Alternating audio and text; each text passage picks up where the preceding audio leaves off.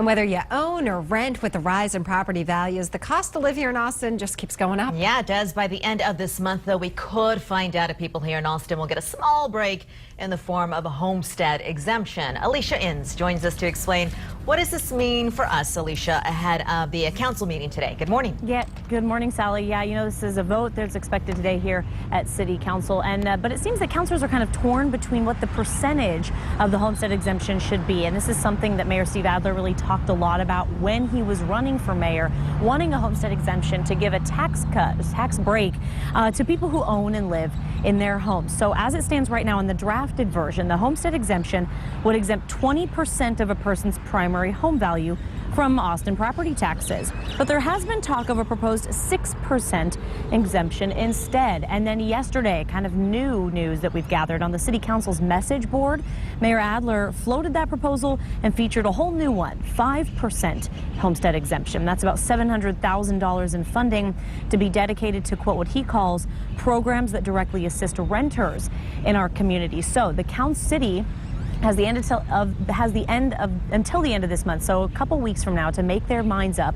And from what I understand, council is also kind of considering phasing in some of these changes. And you know, when we talk about this 6% homestead exemption, 5%, what that basically means is we did a little digging and found out that that would save the average Austin homeowner about $49 a year, something we'll be keeping our eye on as these decisions kind of move forward in this process. Kate and Sally, I'll send it back to you. I feel like you should just do this to those bugs around you. Yes.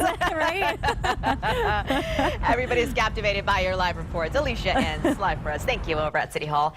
So the school year may be wrapping up this week, but during today's Austin City Council meeting, there are going to be leaders out there who want to make sure that your child's bus ride next year is a bit safer. City leaders will make their school bus ordinance official. This means cameras on buses will automatically generate those tickets for drivers who do not stop while the bus stop sign is up.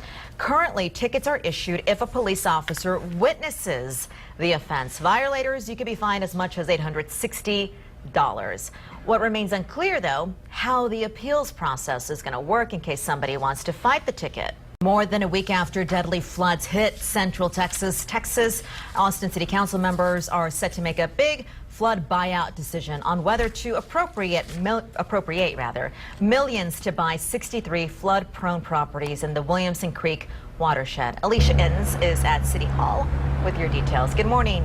Good morning, Sally. Yeah, the timeliness of this decision obviously hits close to home for a lot of people with the recent events, recent storms. But we did a little digging and found that the Watershed Protection Department shows that all but 2 of the 63 proposed buyout properties would flood anywhere from just over an inch to 4 feet during a 25-year flood. And the proposed buyout properties are in District 2 and District 3. So if you live there, this pertains to you especially. Now, the city has already purchased a number of homes that were flooded during the 2013 Halloween floods along Onion Creek. But in that case, the city got funds from the federal government to assist with those buyouts.